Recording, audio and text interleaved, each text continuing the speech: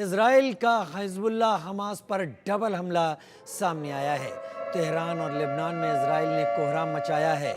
कहा जा रहा है कि हमास चीफ इस्माइल हानिया को इस दौरान मार गिराया गया। हमास चीफ को तेहरान में मारा गया। तेहरान में हमास चीफ को घर समेत उड़ा दिया गया। हिजबुल्लाह कमांडर फुआद शुकर भी बेरूत में मारा गया है। एयर स्ट्राइक में हिजबुल्लाह कमांडर की मौत हो गई। लेबनान की राजधानी बेरूत पर जवाबी एयर स्ट्राइक इजराइल ने की।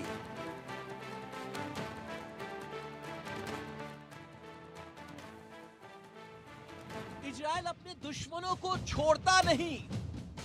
इजराइल का 7 अक्टूबर वाला बदला पूरा। तेहरान में इजराइल का बहुत बड़ा हमला। मारा गया हमास चीफ इस्माइल हानिया। इजराइल ने ईरान में घुसकर ठोका। हिजबुल्लाह कमांडर फुआद शुकर का भी खात्मा। इजराइल ने एक के बाद एक अपने दो दुश्मनों को मार गिराया है। एक तरफ जहां हमास के मुखिया इस्माइल हानिया को इजराइल ने मार गिराया है, वहीं दूसरी तरफ 40 करोड़ के इनामी और हिजबुल्लाह के कमांडर फुआद शुकर को भी मार गिराया है। हमास के साथ 9 महीने से चली आ रही जंग में इजराइल को बड़ी कामयाबी मिली है। इजराइल ने ईरान के अंदर हमास चीफ इस्माइल हानिया को मार गिराया है। इजराइल ने ईरान की राजधानी तेहरान में उस घर को भी उड़ा दिया जिसमें इस्माइल हानिया ठहरा हुआ था। चौंकाने वाली बात यह है कि हानिया को गाजा, फिलिस्तीन या कतर में नहीं बल्कि ईरान की राजधानी तेहरान में मारा गया है। हानिया और उसके एक गार्ड की तेहरान में उनके आवास पर हत्या कर दी गई। हमास ने खुद बयान जारी कर अपने चीफ की मौत की पुष्टि की है। फिलिस्तीनी संगठन हमास की कई इकाइयां हैं जो राजनीतिक, फौरी या सामाजिक कामकाज संभालती हैं।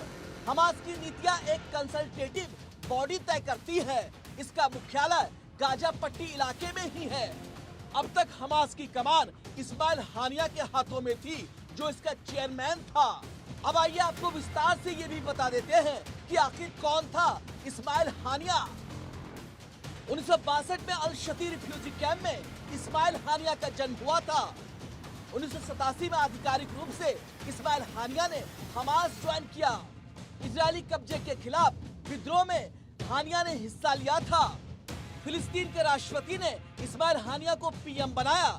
2013 में हानिया को हमास का डिप्टी चीफ बनाया गया और 2017 में शूरा काउंसिल ने हमास चीफ नियुक्त किया।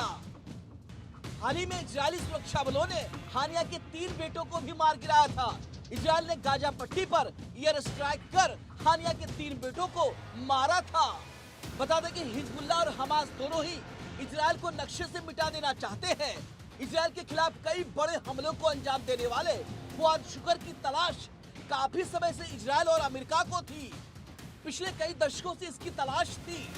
इस बीच इजरायली सेना की तरफ से दावा किया गया है कि उन्होंने कई मासूमों की मौत का बदला ले लिया है और फुआद शुकर को मार गिराया है। अब आइए हम आपको फुआद शुकर के बारे में भी बता देते हैं।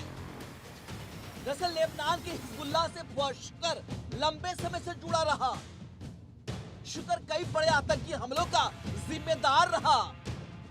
अमेरिका ने फुआद शुकर की जानकारी देने पर इनाम रखा था। अमेरिका ने फुआद शुकर पर $5 मिलियन का इनाम रखा था।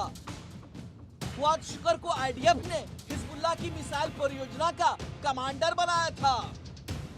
इजरायल और हमास के बीच जंग 7 अक्टूबर 2023 से जारी है। तब हमास ने इजरायल पर हमला कर दिया था, जिसमें 1200 लोग मारे गए थे।